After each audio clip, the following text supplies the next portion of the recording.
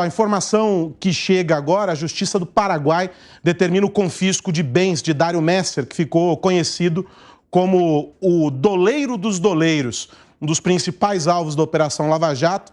Ele tem cerca de 150 milhões de dólares em bens no país. Dário é investigado por liderar uma rede de lavagem de dinheiro. A decisão do Paraguai atende a um pedido do Ministério Público Federal do Brasil. E aí, Vilela?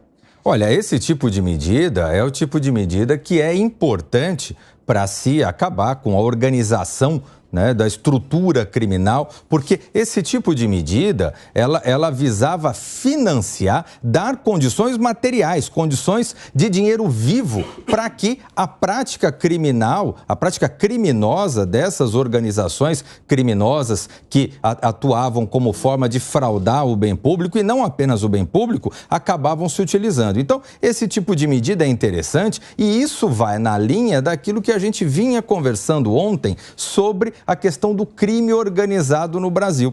Fica muito claro e muito evidenciado que o crime organizado no Brasil, ele é diferentemente de 20 e 30 anos atrás, quando a gente analisava a questão criminal, você tinha, olha, determinado grupo, ele comanda o crime na zona oeste do Rio de Janeiro, determinado grupo comanda o crime na capital de São Paulo. Hoje em dia não, com o passar dos anos, essas estruturas criminosas ficaram mais sofisticadas e hoje em dia tem uma abrangência nacional e internacional. E não é à toa que essa pessoa está sendo presa pela Justiça do Paraguai, presa em território paraguaio.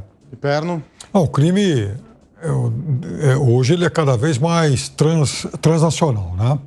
Então, muitas quadrilhas, elas operam a partir dos nossos vizinhos, porque, veja, não é o Brasil que produz cocaína, né? Não é, enfim, o Brasil que escoa, por exemplo, a produção de minérios, que é feita clandestinamente.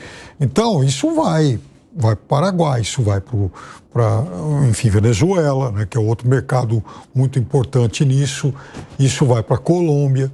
A gente vê quadrilhas do Brasil conectadas ou com ramificações nesses países. E com o doleiro não seria diferente. A ponto de, veja, esse número, ele é estarrecedor, porque além de 150 milhões de dólares ser muito dinheiro em qualquer lugar do mundo, no Paraguai mais ainda. Como é que um cidadão consegue amealhar 150 milhões de dólares para investir no Paraguai? É um negócio de maluco, ou seja, é sinal que ele ganhou muito, mas muito dinheiro. E aí, ele morava no Rio de Janeiro também, né? E lá era doleiro aí de muitas pessoas ilustres, muitas celebridades, né? Tinha uma carteira de clientes que você invejaria. Deixa eu receber quem está de volta nos acompanhando pela rede de rádios. Estamos aqui falando sobre o doleiro dos doleiros, que teve o confisco dos bens determinado pela Justiça paraguaia. E foi um pedido, em atendimento a um pedido do MPF aqui do Brasil. Isso significa um suspiro da Lava Jato? Não, isso significa que, mais uma vez, enfim, o Brasil conseguiu prender alguém, né, ou confiscar bens de alguém que tenha uma base lá no Paraguai. Veja, foi lá, por exemplo, onde foi preso o Abdel Maci, Fernandinho Beiramar. Então, toda essa turma circula pelo Paraguai, historicamente sempre foi assim. É importante esse momento em que as autoridades de lá estejam atuando cada vez mais em colaboração com as daqui, porque se não houver, se o crime é transacional, essa colaboração também tem que ser. E isso se aplica, inclusive, você falou doleiro, então isso se aplica a organizações como, por exemplo, o PCC. A gente estava falando ontem sobre a prisão do Zinho e a fala do Capelli. Isso também se aplica, claro, nesse caso, a essas quadrilhas. Ou seja, se houvesse internamente, primeiro, talvez, né, do ponto de vista de investigação, uma sinergia maior entre as diferentes instâncias de investigação, a colaboração internacional também seria facilitada, não seria? Sem sombra de dúvida, Aro, sem sombra de dúvida. Esse tipo de organização, ele é uma questão que falta no Brasil. O Brasil precisa desse tipo de organização, de sinergia entre as unidades da federação. E isso fica muito claro em situações como essa.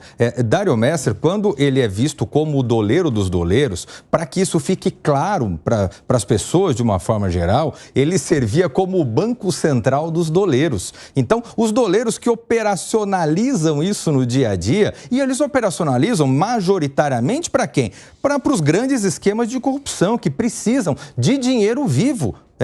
Seja na corrupção com o setor público, com o tráfico de drogas, enfim, para o crime organizado de uma forma geral. Então, você tem uma estrutura dessa, uma estrutura sofisticada como essa, que só no Paraguai, como bem disse o Pipero, movimentava 750 milhões de reais, né? Você pegando o dólar 5-1. Quer dizer, é uma coisa absurda, é uma coisa fora do comum.